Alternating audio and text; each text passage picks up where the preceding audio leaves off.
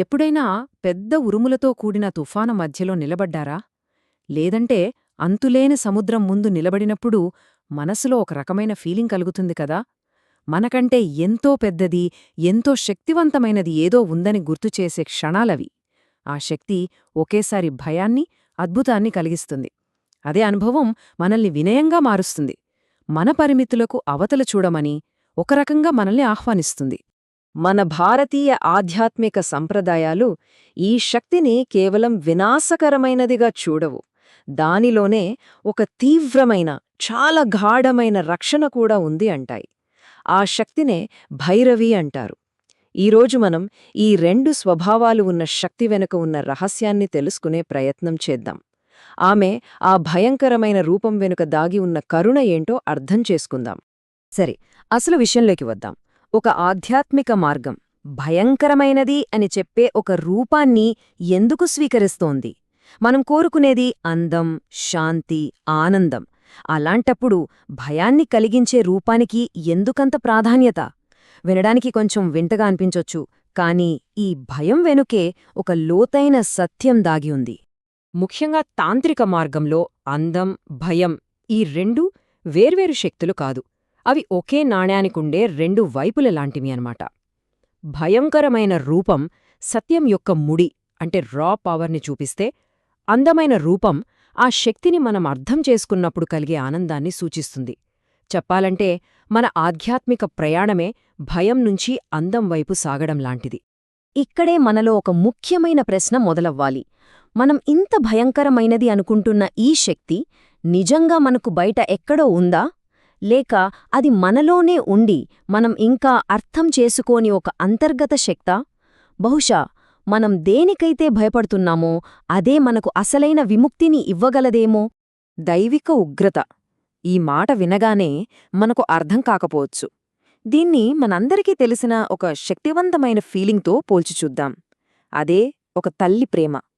తన బిడ్డకు ఏదైనా హాని జరుగుతోందని తెలిస్తే ఒక తల్లి ఎలా స్పందిస్తుందో ఒక్కసారి ఊహించుకోండి. ఆ కోపంలో ద్వేషం ఉంటుందా? ఉండదు. కేవలం స్వచ్ఛమైన రక్షణ మాత్రమే ఉంటుంది. ఆమె ఉగ్రత కూడా అలాంటిదే. అది ద్వేషం నుంచి పుట్టదు. మన ఆధ్యాత్మిక ఎదుగుదలకి అడ్డమొచ్చే వాటినుంచి మనల్ని రక్షించడానికి కట్టిన ఒక కాంతి కవచం లాంటిది. మనల్ని బలహీనపరిచే చెడు ఆలోచనలు, మన అజ్ఞానం, మన భయాలు వీటన్నింటినీ తొలగించడమే ఆమె ఉద్దేశ్యం. ఆమె కోపం ఒక సర్జరీ లాంటిది. నొప్పిగా ఉండొచ్చు, కాని అది మనల్ని బాగుచేయడానికే. అంటే భైరవిని అర్థం చేసుకోవడమంటే కేవలం బయట ఉన్న ఒక శక్తిని పూజించడం కాదు. అది మనలోనే ఉన్న స్పష్టత కోసం, శాంతి కోసం మన సొంత అంతర్గత శక్తిని కనుగొనే ఒక మార్గం. ఆ అగ్నిని మనలో మేల్కొల్పడమే అసలైన సాధన. మరి ఈ శక్తిని ఇంకా లోతుగా అర్థం చేసుకోటానికి దాని సారాన్ని ఒక 3 పొరలుగా చూద్దాం. ప్రతి పొర ఒకదానిమీద ఒకటి కట్టినట్టుగా ఆమె శక్తి యొక్క పూర్తి చిత్రాన్ని మనకు చూపిస్తుంది. ఇందులో మొదటి పొర తేజస్, అంటే అగ్ని, కాంతి యొక్క అసలైన ముడిశక్తి. తేజస్ అంటే ఆమె ప్రాథమిక స్వభావం అన్నమాట. ఇది మనం చూసే మామూలు భౌతిక అగ్ని కాదు. ఇది ఈ విశ్వానికే జీవం పోసే ఒక చైతన్య జ్వాల. సూర్యుడిలో ప్రకాశించేది ఇదే, మనలో జీవశక్తిగా మండేది ఇదే. చివరికి మన అహం అనే భ్రమలను కాల్చివేసే శక్తి కూడా ఇదే. చెప్పాలంటే సృష్టికి మూలమైన శక్తి. ఆమె శక్తి ఎంత సర్వవ్యాప్తమో చూడండి. ఆమె కాంతి 3 లోకాలలో కనిపిస్తుంది. మనకు వెచ్చదనాన్నిచ్చే భూమిమీద అగ్నిరూపంలో, ఆకాశంలో ఒక్క క్షణం మెరిసి మాయమయ్యే మెరుపు రూపంలో, ఇంకా స్వర్గంలో జీవనాధారమైన సూర్యుని రూపంలో. అంటే ఆమె శక్తి ప్రతిచోట, ప్రతి రూపంలో ఉంది. ఆ అసలైన కాంతి, ఆ తేజస్సు కేవలం నిశ్శబ్దంగా ఉండిపోదు. అది వాక్ రూపంలో బయటకు వస్తుంది. అదే అత్యున్నత వాక్ శక్తి. ఇప్పుడు దాని గురించి చూద్దాం. తేజస్సు అనేది శక్తి అయితే, వాక్ అనేది ఆ శక్తి యొక్క ఎక్స్ప్రెషన్. ఇది మనం రోజూ మాట్లాడే సాధారణ భాష కాదు. ఇది మాటల కంటే ముందొచ్చేది. మన హృదయంలోని సత్యం యొక్క అగ్నిలాంటి అసలైన ప్రేరణ. ఒక ఆలోచన పుట్టక ముందు, ఒక పదం ఏర్పడక ముందుండే స్వచ్ఛమైన శక్తి. ఇదే సృష్టి యొక్క ఆదిమ ధ్వని, సత్యమనే కత్తిలాంటి పదం. సరే, ఇప్పుడు మనం చివరిదైన 3వ పొరకు వచ్చాం. అదే తపస్. ఈ లోపల ఉన్న అగ్నిని, ఈ ఆదిమ వాక్కును మనం ప్రాక్టికల్గా ఎలా ఉపయోగిస్తామో అదే తపస్. తేజస్సు, శక్తి, వాక్ దాని ఎక్స్ప్రెషన్ అయితే, తపస్సు అనేది ఆ శక్తిని ఒకే లక్ష్యం వైపు కేంద్రీకరించడమన్నమాట.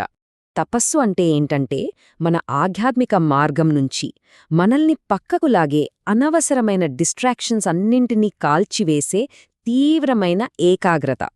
మన శక్తి మొత్తాన్ని ఒకే లక్ష్యం వైపు పెట్టడం. ఒక భూతద్దం సూర్యరశ్మిని ఒకే చోట ఫోకస్ చేసి నిప్పు పుట్టిస్తుంది కదా, అలాగే తపస్సు మన చైతన్యాన్ని ఒకే చోట ఫోకస్ చేసి ఆధ్యాత్మిక అగ్నిని రగిలిస్తుంది. సో చూసర్గా, తేజస్సు అంటే అగ్ని నుంచి వాక్ అంటే ఆదిమ వాక్కు, అక్కడి నుంచి తపస్సు అంటే ఏకాగ్రత వరకు ఈ ఫ్లో ఎలా ఉందో. ఇప్పుడు ఇక్కడ కనిపిస్తున్న యంత్రం ఈ కేంద్రీకృత శక్తికి ఒక విజువల్ సింబల్. ఇది కేవలం ఒక బొమ్మ కాదు, శక్తి యొక్క ఒక జామెట్రికల్ మ్యాప్. ఇంత అపారమైన శక్తిని ఒక క్రమమైన రూపంలో ఎలా పెట్టవచ్చో ఇది మనకు చూపిస్తుంది. ఇప్పటిదాకా ఈ శక్తిని మనం బయటి రూపంలో చూశాం. కాని అసలైన ప్రశ్న ఏంటంటే, ఇంత అపారమైన అగ్ని మన శరీరంలో ఎక్కడుంది? ఈ విశ్వశక్తికి మన లోపలొక నివాసముందా? అవును, ఉంది. ఆమె మన మానవ శరీరంలో వెన్నెముక అడుగుభాగంలో, మూలాధార చక్రంలో నిద్రపోతున్న శక్తి రూపంలో ఉంటుంది. యోగ సంప్రదాయంలో దీనినే కుండలిని శక్తి అంటారు. అది మేల్కొన్నప్పుడు ఆ శక్తి మన స్వభావాన్ని శుద్ధి చేస్తుంది, మన పరిమితులను కాల్చివేసి మనల్ని ఉన్నత చైతన్య స్థాయికి తీసుకువెళ్తుంది. ఆమె రూపాన్ని ఒక్కసారి గమనించండి. ముఖం నవ్వుతూ ఉంటుంది, కాని మెడలో తెగిన తలల దండ ఉంటుంది. ఇది చాలా లోతైన సింబలిజం. సంతోషంగా ఉన్న ముఖం మన అంతర్గత ఆనందాన్ని చూపిస్తే, ఆ తలల దండ మన అహంకారం నాశనమవ్వడాన్ని సూచిస్తుంది. అంటే ఆమె మన అహాన్ని, మన తప్పుడు ఐడెంటిటీలని నాశనం చేసినప్పుడు కలిగే ఆనందమది. ఇక్కడ మరో పెద్ద పారాడాక్స్ ఉంది. ఆమె ఒక యోధురాలు, కాని ఆమె చేతిలో చాలాసార్లు ఎలాంటి ఆయుధాలు ఉండవు. మరి ఆయుధాలు లేకుండా ఒక యోధురాలు విజయం ఎలా సాధిస్తుంది? దీని వెనుక ఉన్న అసలైన విషయమేంటంటే, ఆమె స్వయంగా స్వచ్ఛమైన కాంతి, అగ్ని యొక్క సారం. ఆమె ఉనికి ఉంటే చాలు, చీకటి దానంతటదే కరిగిపోతుంది. అందుకే ఆమెకు మామూలు ఆయుధాలతో పనిలేదు. కాంతి ఉన్నచోట చీకటికి స్థానం ఉండదు కదా. ఆమె పోరాడదు, ఆమె కేవలం ప్రకాశిస్తుంది. ఆ ప్రకాశమే అజ్ఞానాన్ని తొలగిస్తుంది. సో మనం చూసే దృష్టిని మార్చుకుందాం. ఆమె వినాశనం చేస్తుందని భయపడటం మానేసి, ఆమె చేసే గాఢమైన పరివర్తనను అర్థం చేసుకునే వైపు వెళుదాం. గుర్తుంచుకోండి, ఆమె నాశనం చేసేది మనల్ని కాదు, మనల్ని బంధించి ఉంచే అడ్డంకులను మాత్రమే. కాబట్టి ఇప్పటిదాకా చెప్పుకున్నదంతా ఒక్కసారి కలిపి చూస్తే, ఆమె అగ్ని అంటే తేజస్, అది మనలో ఉన్న చైతన్య జ్వాల. ఆమె వాక్కు అంటే వాగ్, అది మన అంతరాత్మ చెప్పే సత్యం. ఇక ఆమె ఉగ్రత, అది మనల్ని మన భ్రమల నుంచి కాపాడే తీవ్రమైన కరుణ. ఇవి కేవలం కాన్సెప్ట్స్ కాదు, మన అంతర్గత ఎదుగుదలకు చాలా శక్తివంతమైన టూల్స్. మరి ఒక చివరి ఆలోచనతో ఈ విషయాన్ని ముగిద్దాం. మన జీవితంలో వచ్చే ఛాలెంజెస్ని అడ్డంకులుగా కాకుండా మనల్ని శుద్ధి చేసే తపస్సు అగ్నిలా చూడగలిగితే ఎలా ఉంటుంది? మన లిమిటేషన్స్ని కాల్చివేసి మనల్ని మరింత శక్తివంతంగా మార్చే అవకాశాలుగా వాటిని మనం స్వీకరించవచ్చు. అప్పుడు తెలుస్తుంది, ఆ భయంకరమైన శక్తి నిజానికి మనల్ని విముక్తి చేసే దయ అని. ఈ మొత్తం వివరణను ఈ ఒక్క ఆలోచనాత్మక ప్రశ్నతో ముగిద్దాం. మనల్ని వెనక్కి లాగుతున్న ఏ భ్రమలను, ఏ అపోహలను, ఏ భయాలను మన లోపల ఉన్న ఆ చైతన్య జ్వాలకు అర్పించడానికి మనం సిద్ధంగా ఉన్నాం? ఆ అగ్నిలో కాల్చివేయడానికి మనలోని ఏ భాగాన్ని వదులుకోడానికి మనం ధైర్యం చేస్తాం?